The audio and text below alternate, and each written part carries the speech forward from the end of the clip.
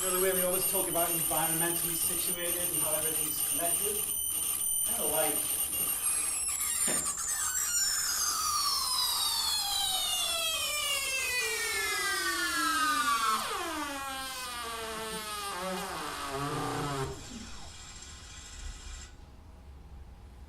So, hi, my name is John Ferguson and I'm interested in mobile and embedded computers. And what you just saw there, it was the demo performance, for me anyway, of Purple PD Machine, which you might have noticed me pulling the phone off at the end and just holding it up because my standard approach is I unplug the jack and everything stops, but of course, because everything was actually running on the phone, my sound continued. So, as part of this, I've also been kind of trying to not use anything which looks like this for a while, like a kind of laptop computer, hence instruments built on a 20-cent chip. This is not a computer, it's not programmable, it's not a PIC chip, it's just an IC, so it's a feedback mechanism. So it's this kind of noise, and plugged in, you heard it before, but it's also touch sensitive. So I'm interested in that sort of technology. And I meant to set myself a timer, so let me just set that going. This is an instrument that I retired about 2 years ago because it's unreliable, so I was very happy to hear this talk of risk and danger and things today. And this is an Odroid C1, like a Raspberry Pi, running pure data, and that's the same approach I'm taking on the phone at the minute, running software that I've written myself on mobile devices. So, is it going to work? Always the question. Testing, testing, testing, testing, testing, testing, testing, testing.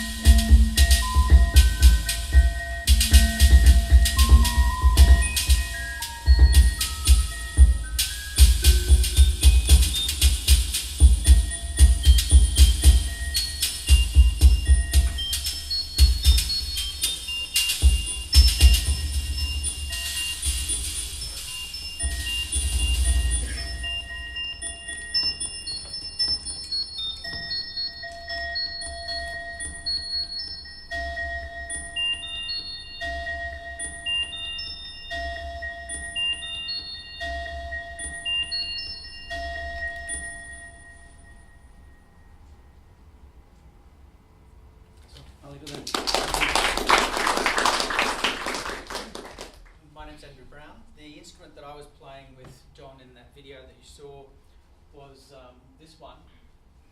So John and I are both interested in building new instruments and then exploring the musical potential.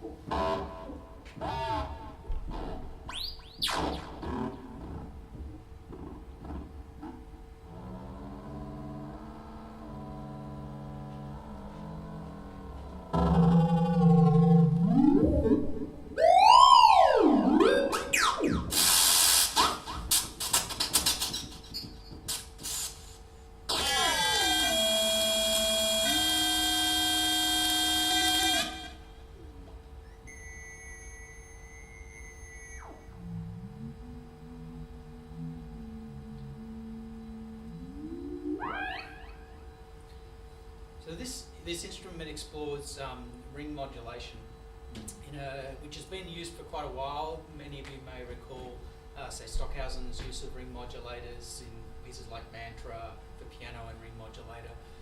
So this is really just a ring modulation process. Just do a little bit more so you can actually see it.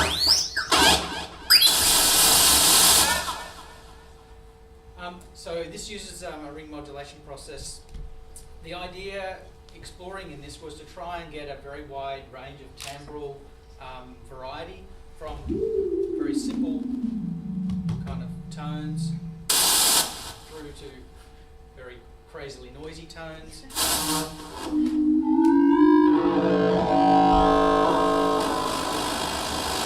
And kind of most of the sound world in between those as well. And then to be able to control it quite straightforwardly with gestures and so forth. And then so having thought about this instrument, thought about this synthesis process and how it could go, then we use performances to interact with it in that way.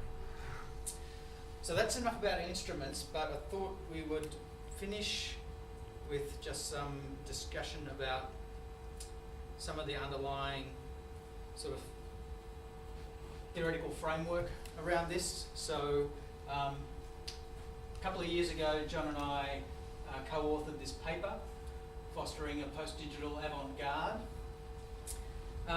in which we discussed, in a sense, the ideas behind this kind of performative research around computational electronic music making practices. And the two parts of that title, post-digital and avant-garde, we've got these dot points here to describe what we roughly mean by that, but I'm sure people may have questions. In the post-digital, it comes from Cascone's kind of notion of accepting the aesthetic characteristics of technologies. So rather than trying to fight against them, we try and adopt their idiosyncrasies and bring them together, and then work with those as kind of musical partners. And in the avant-garde, we're still trying to do what the avant-garde have done throughout history, in a sense, which is a commitment to what we see as experimental practice, and moving things forward and kind of exploring uncharted territories in some way and seeing what musical opportunities emerge as we go. Do you want to add anything before we conclude, John? No, I was accidentally turning the lights on. That's probably a good place to leave it for a minute. So that's us. Thank you very much.